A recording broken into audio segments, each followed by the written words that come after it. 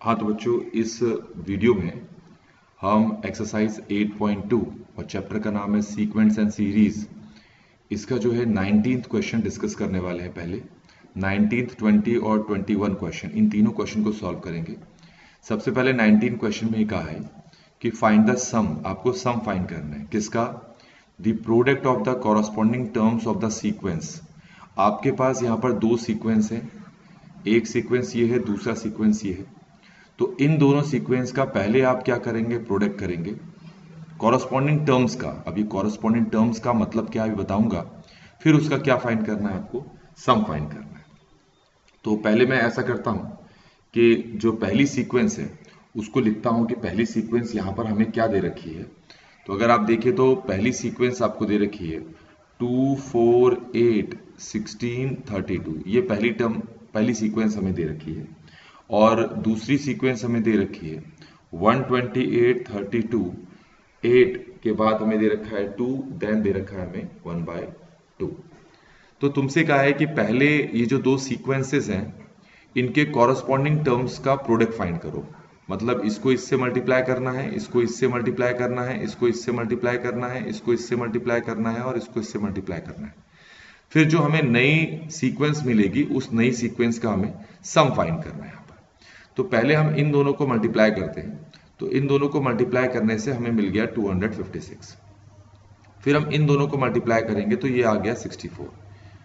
ठीक हो गया? 64 नहीं, 128 आ गया। ठीक हो गया? फिर इन दोनों को मल्टीप्लाई करेंगे तो ये आ गया 64। इन दोनों को करेंगे तो ये आ गया 32। और इन दोनों को खुद ही मल्टीप्लाई करके देखो आप, 32 मल्टीप्लाई 1/2, तो हमारे पास कितना आ रहा है? 16। और क्वेश्चन के अकॉर्डिंग हमें इन सब का क्या फाइंड करना है? सम फाइंड करना है। तो ये भी आपको समझ में आ गया होगा। अब आप ये देख सकते हैं कि हमारे पास अब जो ये नई सीक्वेंस बनकर तैयार हो गई है ये भी एक ज्योमेट्रिक प्रोग्रेशन है। तो टोटल नंबर ऑफ टर्म्स यहाँ पर कितने हैं? 5। तो इसका मतलब है इन 5 टर्म्स का सम फाइंड करना है। तो मैंने अभी के लिए इसको नाम दे दिया। अच्छा, अब आपको ये पता है किसी ज्योमेट्रिक प्रोग्रेशन में सम ऑफ n टर्म्स का हमारे पास फॉर्मूला होता है a 1 minus R N over 1 minus R. ये फॉर्मूला हम तब लगाते हैं जब हमारा जो r है वो 1 से छोटा। तो आप ये फॉर्मूला भी लगा सकते हैं, डायरेक्टली भी जोड़ सकते हैं, ऐसा कोई प्रॉब्लम नहीं है। पर क्योंकि हम ज्योमेट्रिक प्रोग्रेशन से रिलेटेड क्वेश्चन कर रहे हैं तो हम उसी फॉर्मूले से करेंगे। इस सीक्वेंस में आपको पहली टर्म कितनी दे रखी है? 256। और जो r है हमें वो कैसे निकालना होता है पता ही है आपको। सेकंड टर्म को डिवाइड करना पड़ता है। सेकंड टर्म है 128, इसको डिवाइड करेंगे फर्स्ट टर्म से और हमारे पास r कितना आ जाएगा? 1/2 आ जाएगा। अब ये दोनों के दोनों वैल्यूज हम इस वाले फॉर्मूले में रखेंगे तो हमारे पास क्या आ रहा है देखेंगे जरा। तो S5 अपनी जगह रख लेता हूं। फॉर्मूला मैंने अभी आपको बताया a 1 minus R N over 1 minus R. तो a कितना है हमारे पास? ये है 256। 1 माइनस आर कितना है हमारे पास? 1/2 है। और ये जो n है इसकी जगह क्या है? 5 है। और नीचे हमारे पास 1 माइनस 1/2 हो जाएगा। ये समझ में आ गया होगा आपको। इसके बाद 256 को ऐसे ही रहने दिया और ये 1 माइनस 1 की पावर 5 तो 1 हुआ, 2 की पावर 5 कितना हो गया? 32। और नीचे 1 माइनस 1/2 कितना होगा? 1/2 होगा। सॉल्व करके आप देखेंगे तो मुझे मिल गया 256। अब आप देख सकते हैं कि न्यूमरेटर में इसमें अगर मैं एलसीएम लूंगा तो ये मुझे मिलता है 32 माइनस 1 ओवर 32 और नीचे मुझे मिल गया 1/2। इसको अगर सॉल्व करूंगा तो ये आएगा 256। न्यूमरेटर में आ गया 31 ओवर 32, ये 31 हो गया, यहाँ से 32 हो गया,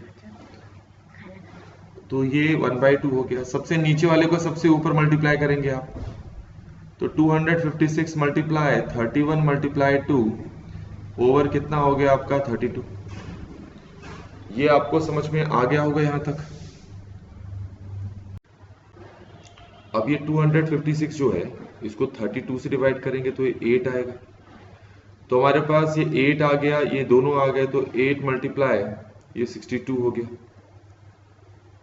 और ये शायद आएगा 16496 आएगा। इसको आप भी एक बार चेक कर लेंगे कि यही चीज आ रही हो। तो अब हमारे पास क्या है इस क्वेश्चन के बाद, अब हम ये 20th क्वेश्चन को देखेंगे। तो बच्चों अब हम ये क्वेश्चन नंबर 20 देखते हैं। लिखा है show that the products of the corresponding terms of the sequence. आपको एक सीक्वेंस दे रखा है a r square up to a r n minus one, और एक दूसरा सीक्वेंस दे रखा है आपको a r square up to a r n minus one form a GP. इसका मतलब ये है कि आपको ये जो दो सीक्वेंस दे रखी हैं, पहले आप इनका क्या फाइंड करेंगे, प्रोडक्ट, और उसके बाद पता करेंगे कि प्रोडक्ट फाइंड करने के बाद जो सीक्वेंस आ रही है वो जीपी बना रही है या नहीं बना रही है। तो चलिए इसको देखते हैं। सबसे पहला सीक्वेंस है a r square a r cube, और अप टू ये कहां तक जाएगा a r n minus one. एक और दूसरा सीक्वेंस दे रखा है ये दे रखा है ए आर, ये है ए आर स्क्वायर, ये है ए आर क्यूब, और ये कहां तक जाएगा, ये जाएगा a r n minus one. आपसे कहा है कि सबसे पहले आप इन दोनों का प्रोडक्ट फाइंड करेंगे। प्रोडक्ट का मतलब इनको मल्टीप्लाई करते हैं। सबसे पहले इसको इससे मल्टीप्लाई करेंगे तो ये ए कैपिटल ए आएगा। ऐसे ही अगर इन दोनों को मल्टीप्लाई किया जाए तो ए स्मॉल आर कैपिटल आर, कैसे भी लिख सकते हो, आपकी मर्जी है। ऐसे ही इन दोनों को लिखो तो क्या हो जाएगा a capital A r square capital R square. ऐसे ही इन दोनों का प्रोडक्ट भी करो, a capital A r cube capital R cube, और लास्ट में ये है हमारे पास ए कैपिटल ए आर की power n minus one capital R की पावर एन माइनस वन। तो अब फाइनली हमारे पास एक न्यू सीक्वेंस आ गई है, तो हमें शो करना है कि ये जीपी फॉर्म कर रही है नहीं कर रही है। तो आपको ये पता है कि जीपी फॉर्म करने की कंडीशन ये होती है कि ये सेकंड वाले को फर्स्ट से डिवाइड करो, फिर ये थर्ड वाले को सेकंड से डिवाइड करो, फिर ये फोर्थ वाले को सेकंड से डिवाइड करो, और इस तरीके से करते जाओ तो हर बार हमारा रिजल्ट सेम होना चाहिए। सबसे पहले मैं इसको इससे डिवाइड करता हूं, तो a capital A small r capital R, इसको स्मॉल ए कैपिटल ए से डिवाइड किया। ऐसे ही इसको इससे डिवाइड करो, a capital A r square capital R square को डिवाइड करना है इससे, a capital A small r capital R. ऐसे ही इसको इससे डिवाइड करो तो small a capital A r cube capital R cube, और डिवाइड करना है small a capital A r square capital R square.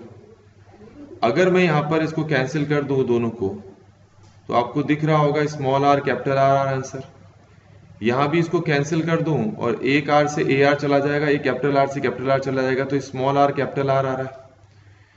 यहां पर भी इसको कैंसिल करेंगे, ये दोनों इन दोनों से कैंसिल हो जाएंगे। आर स्क्वायर एक, यहाँ पर आर स्क्वायर है आर क्यूब है, एक आर बचेगा, यहाँ आर स्क्वायर आर क्यूब है, एक आर बचेगा, तो स्मॉल आर कैपिटल आर बच गया। आप देख सकते हैं कि तीनों के तीनों रिजल्ट ने, तीनों के तीनों डिवीजन ने सेम आंसर दिया है, और सेम आंसर क्या है, स्मॉल आर कैपिटल आर। तो सेम आंसर है, इसका मतलब ये क्या फॉर्म कर रहे हैं, जीपी फॉर्म कर रहे हैं। ठीक हो गया। अब हमें कॉमन रेशियो निकालने के लिए कहा है, कॉमन रेशियो निकालने के लिए कहा है। तो कॉमन रेशियो क्या होता है वो ऐसे निकाल के दिखा दिया, फिर भी दिखा दे रहा हूं कि आप सेकंड टर्म को फर्स्ट टर्म से डिवाइड कर दो। ये सेकंड टर्म है, इसको फर्स्ट टर्म से डिवाइड कर दो, ये कैंसिल हो गया, तो आप देख सकते हैं स्मॉल आर कैपिटल आर आ गया। इसी को हम कहते हैं कॉमन रेशियो, जो हमें यहां निकालना था। तो चलिए अब हम ये 21st क्वेश्चन देखेंगे। इसमें लिखा है find 4 numbers forming a geometric progression.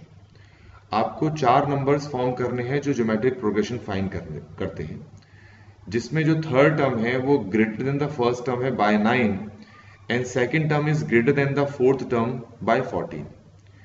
तो सबसे पहले हमारे पास ये जो लाइन दिख रही है, ये जो सेंटेंस दिख रहा है, इसके बेसिस पर हम एक इक्वेशन फॉर्म करेंगे। इसमें लिखा है जो थर्ड टर्म है वो फर्स्ट टर्म से 9 बड़ा है, तो इसको लिखेंगे कैसे, ऐसे लिखेंगे, थर्ड टर्म फर्स्ट टर्म से 9 बड़ा है, तो इसका मतलब है a3 minus a equal to 9। कई बार बच्चे इसको ऐसे भी लिख सकते हैं कि third term is greater then first term, greater than first term by 9, इसका मतलब है a प्लस 9, ऐसे भी लिख के देख सकते हैं आप। तो यहाँ पर पता चल रहा है कि थर्ड टर्म फर्स्ट टर्म से बड़ी है, तो इसका मतलब है दोनों का जो डिफरेंस है वो कितना दे रखा है आपको, 9 दे रखा है, क्योंकि थर्ड टर्म फर्स्ट टर्म से 9 बड़ी है। अब यहाँ पर a3 हमारे पास क्या हो जाएगा, AR स्क्वायर, और ये क्या है a इक्वल टू कितना हो गया 9। मैं यहां से ऐसा करता हूं, a कॉमन ले लेता हूं, तो अंदर बचा r माइनस 1 इक्वल टू 9, ये पहली इक्वेशन बनके तैयार हो गई। अगर आप सेकंड सेंटेंस देखें वो इसी तरह से बना रखी है, लेकिन इस बार क्या है कि जो सेकंड टर्म है is greater than the fourth term bye 18, तो सेकंड टर्म जो है वो फोर्थ टर्म से बड़ी है, तो बड़ी है तो माइनस करेंगे और इक्वल रखेंगे हम 18 के, क्योंकि सेकंड टर्म फोर्थ टर्म से बड़ी है, तो कोई चीज दूसरे से बड़ी है तो दोनों का जो डिफरेंस होगा, वो जो नंबर आता है वो नंबर ये बताता है कि पहली टर्म दूसरी टर्म से कितना बड़ी है। अब यहाँ a2 होता है AR और a4 होता है AR क्यूब, इक्वल टू कितना हो गया ये 18। अब अगर मैं यहां से AR कॉमन निकालूं तो ये अंदर हो जाएगा 1 minus r square equal to ये हो जाएगा 18, तो ये समझ में आ गया होगा। अब मैं दोनों इक्वेशन को डिवाइड करता हूं, मैं इसको ऐसा करता हूं, पहले लिख लेता हूं 1 minus r square equal to 18, और इसको नीचे लिख लेता हूं, तो a r square minus 1 equal to 9, ये समझ में आ गया होगा। अब कैसे करेंगे देखो, a से तो a चलो काट देंगे। अच्छा, न्यूमरेटर और डिनोमिनेटर में जो 1 माइनस आर स्क्वायर और आर स्क्वायर माइनस 1 है, तो उसके लिए मैं क्या करता हूं, मैं 1 माइनस आर स्क्वायर में से माइनस कॉमन ले लूंगा, तो ये बचेगा आर स्क्वायर माइनस 1, और नीचे बचेगा r square minus 1 equal to 18 over 9, तो ये 2 हो गया अगर डिवाइड कर दूंगा तो। अब देखें आपका ये दोनों सेम बन गए तो ये कैंसिल हो गया, तो इस तरीके से मुझे माइनस आर मिल गया 2 के इक्वल, मतलब आर मुझे मिल गया 2 के इक्वल, माइनस 2 के इक्वल। तो जब r मिल गया तो मुझे a निकालना है, तो इसको मैं यहां पुट कर देता हूं, वैसे कहीं पर भी पुट कर सकता हूं, यहां पर भी पुट कर सकता हूं। तो यहां पुट करूंगा तो मुझे मिलेगा a माइनस 2 का स्क्वायर माइनस 1 इक्वल टू 9, समझ में आ गया होगा। तो a माइनस 2 का स्क्वायर हो गया 4 माइनस 1 इक्वल टू कितना हो गया 9, तो a मल्टीप्लाई 3 किसके इक्वल हो गया 9, और इसको डिवाइड कर देंगे तो यहां से हमें a की वैल्यू कितनी मिल गई है, 3 मिल गई है। तो फाइनली आपको यहां तक समझ में आ गया होगा। तो अब हमें ज्योमेट्रिक प्रोग्रेशन के 4 टर्म्स फाइंड करने हैं। तो ज्योमेट्रिक प्रोग्रेशन के 4 टर्म्स होते हैं a आर स्क्वायर और आर क्यूब। तो चलिए पुट करते हैं बारी बारी से। सबसे पहले a की जगह ये 3 पुट कर देते हैं, a की जगह 3 पुट कर देते हैं, और r की जगह माइनस 2 पुट कर देते हैं। a की जगह 3 पुट कर देते हैं और r की जगह माइनस 2 पुट कर देते हैं। a की जगह 3 पुट कर देते हैं और r की जगह माइनस 2 पुट कर देते हैं। तो ये 3 रहेगा, ये माइनस 6 हो गया, माइनस 2 का स्क्वायर होता है 4, इससे मल्टीप्लाई करेंगे तो ये जाएगा आपका 12, ये क्यूब हो गया यहाँ पर, ये हो गया माइनस 8, इससे मल्टीप्लाई करोगे तो माइनस 24 आएगा। और इस तरीके से हमारे पास ये ज्योमेट्रिक प्रोग्रेशन बनकर तैयार हो गई। तो इस तरीके से बच्चों हमने इस वीडियो में ये 3 क्वेश्चन को डिस्कस कर लिया है।